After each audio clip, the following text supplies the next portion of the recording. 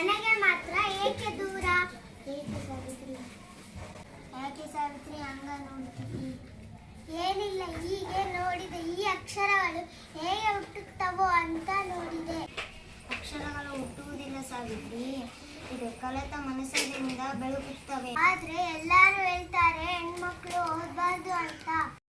ಎಲ್ಲರೂ ಹೇಳುವುದು ಸತ್ಯ ಅಲ್ಲ ಸಾವಿತ್ರಿ.